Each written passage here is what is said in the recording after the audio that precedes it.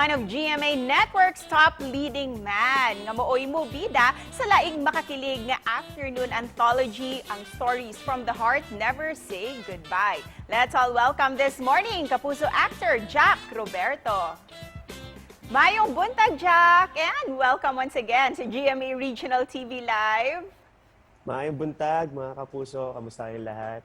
Sana ay okay kayo ngayon and healthy. So, dito muna tayo mag-bonding online. Sana ay tuloy-tuloy pa rin kayong manood ng mga content.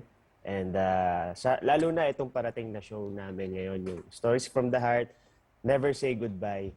Jack, talaga namang nakaka-good vibes yung mga vlogs nyo kasama si Barbie. Lalo na yung vlog nyo na tinuruan mo siyang magluto. Kaya naman this morning, kung may ituturo kang breakfast meal for our Kapuso viewers, ano ito at bakit?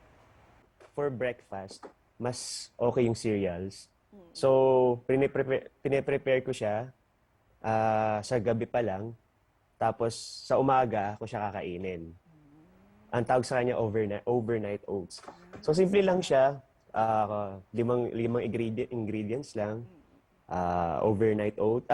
Para sa overnight oats, yung rolled oats, chia seeds, yogurt, peanut butter, and milk. So, yun na. Yummy na, healthy pa. Thank you for that sarap nun. recipe. Thank you for sharing that to us this morning, Jack. Talaga namang kitang-kita namin kung paano mo siya inaalagaan every day. And speaking of pag-aalaga, Jack, may role kang gagampanan bilang isang nurse. Can you please share to us kung tungkol saan itong Stories from the Heart Never Say Goodbye? Ako dito si Bruce Pelaez.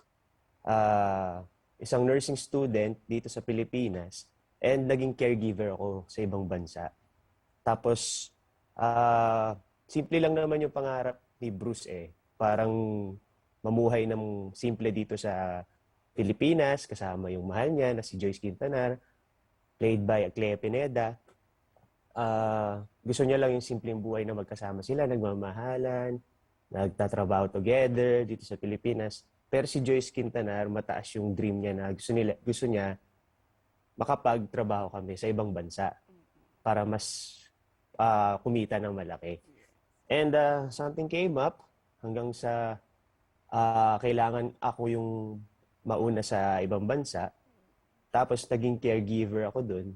Para nag-TNT yung character ko. Nakilala ko si Lauren Yang. Si Victoria, played by Lauren Yang. So, ganun yung istorya. Nung ginampanan ko siya sa Never Say Goodbye, parang hindi pa namin in-acknowledge yung COVID, parang pre-pandemic pa siya. So, bilang ako parang ang hirap kasing maging nurse na parang kung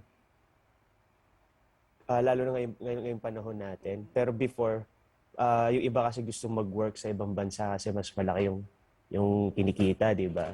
Pero ang dami kasing struggle nun. Doon ko nalaman sa role ko na meron pa palang NCLEX, meron pang mga dapat ipasa na mga requirements.